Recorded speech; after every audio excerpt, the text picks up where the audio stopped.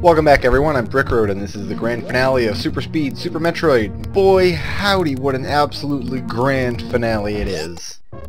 The narrative in Super Metroid goes away sometime around when you turn on the lights and space pirates start popping up in Criteria, which I'd argue is just about how it should be in a freeform platformer. It comes back swinging though after the Ridley fight when Samus discovers the Metroid hatchling's broken pet taxi.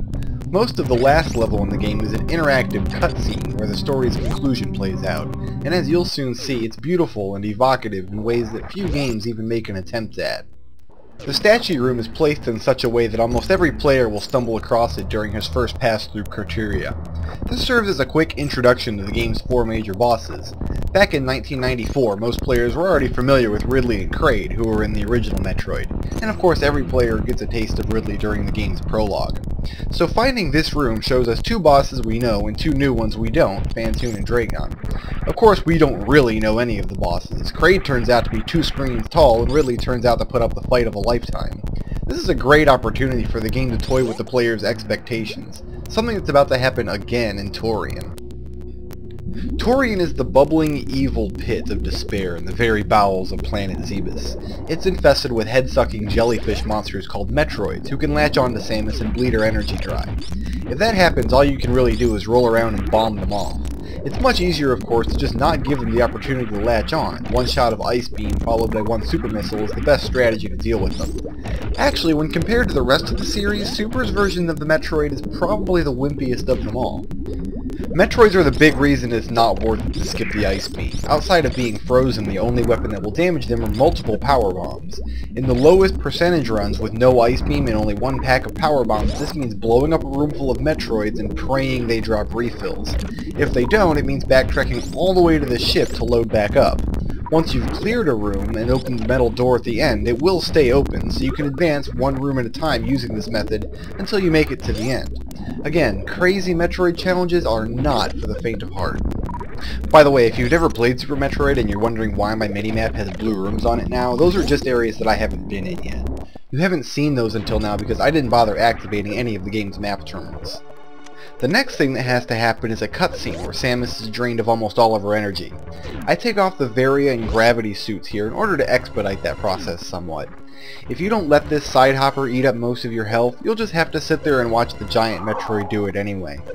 There is a way to use a perfectly timed Shine Spark exactly when the cutscene lets up and the screen is scrollable again that avoids the giant Metroid drain entirely.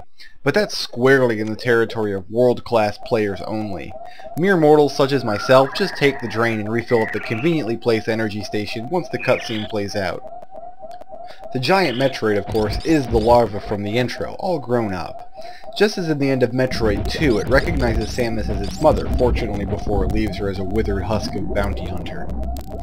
Super Metroid does commit a cardinal sin most of its sequels manage to avoid. It has a point of no return. Once you've seen the giant Metroid, it's impossible to back out of Tourian to, say, go hunting for those last few missile packs or energy tanks. To make things worse, the game gives you a save point in one of the final rooms. Use this save point and you've effectively cut yourself off from ever getting 100% on that run if you didn't have it already. My suggestion is, since Tourian isn't very difficult and there are no items here anyway, just don't save. Easy enough, right? The final boss of Super Metroid, like in the original, is the Mother Brain, which is quite literally a giant, hideous brain kept alive in a glass case. Just like the original, Samus first has to destroy several Zebetite barriers and dodge evil Spaghettios, and then use missiles to blast a hole in the case in order to be able to damage the Mother Brain. Unlike in the original, though, further damage causes the case to be completely annihilated, leading to Super Metroid's last big boss surprise.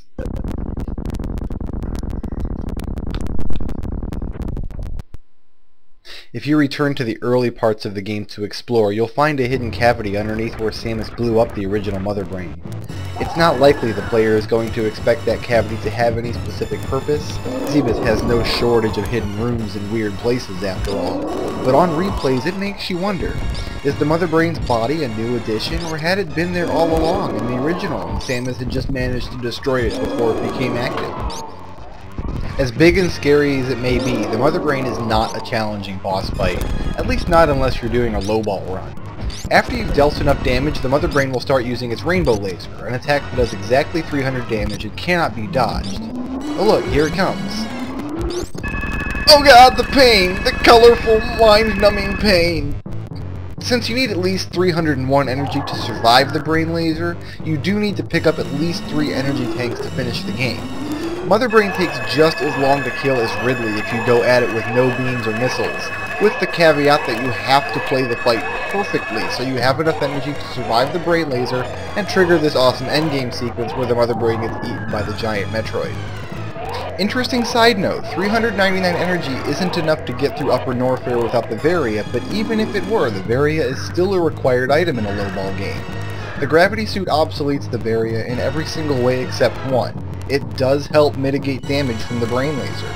If you come here with the gravity suit but no Varia, the laser will do a couple hundred more damage, requiring you to have a couple more energy tanks, and therefore a couple more percentage points. And now the most heartbreaking sacrifice in all of gaming.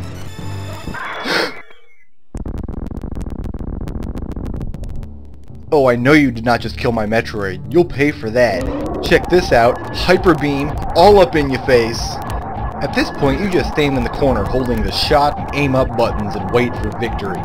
That's right, Mother Brain, no glass case or unbeatable brain laser to save you now. What, you can't hear the triumphant music that just kicked up?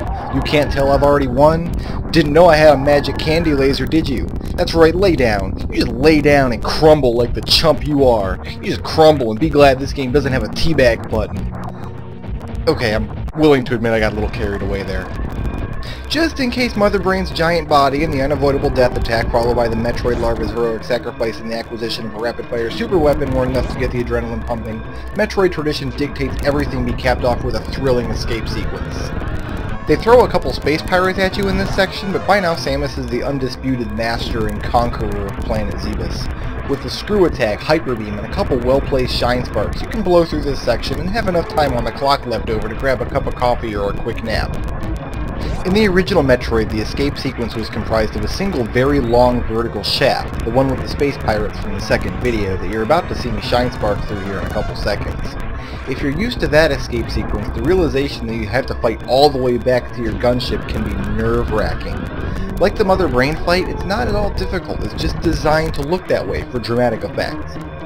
At this point, Samus can make a quick detour back to the Torizo room to rescue the friendly Edecoons and Zecora.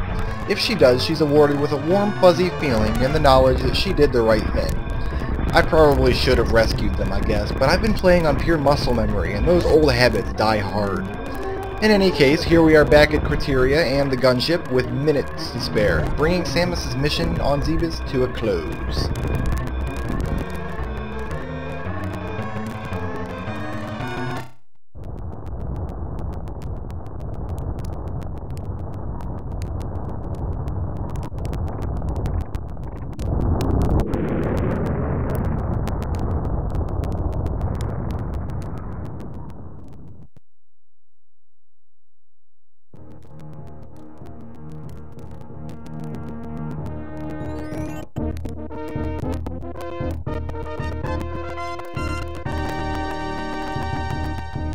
And there we go. Clear time of 1:07. Totally respectable for a Let's Play. Alright, well that's the end of my script, and I usually don't script my way through the credits, I just babble on until they end. So, my absolute best time in Super Metroid to date is 51 minutes. And I've actually got 51 minutes on a couple of different single segment runs. And let's see, I spent about 6 minutes going back through Criteria and Brinstar this time, picking up a bunch of energy tanks that I normally wouldn't have gotten. A couple of miscellaneous items here or there. Usually I only get one pack of power bombs, so I probably could have shaved off 6 minutes if I hadn't have gone and done that shopping spree video. Which puts me at just about an hour if this was a pure speed run. Totally respectable time. Of course the world record is something absolutely crazy. I think it's down below 40 minutes for sure, and I actually haven't been keeping up with the Super Metroid speedrun scene the way I used to, so it might even be lower than that now. But there it is, Let's Play Super Metroid. This is a game that people have been riding me to Let's Play ever since I've been doing these Let's Play videos, ever since I did the very first one with Mega Man 3. And it's one that I feel that I can go back and revisit later. There's so much more to this game. I can do a 100% run. I wanted to do a Ustream video with people commenting on my play as it was going. There's just so much more to this game than what we got through on this 1 hour, 7 minute Let's Play. And of course, if you finish the game in under 3 hours, you get to see Samus and her skivvies. That's good stuff.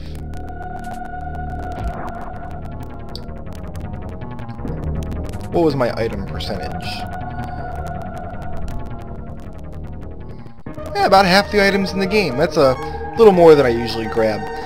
But that's it, guys. That's the end of Super Metroid. Thanks so much for watching. See you next mission.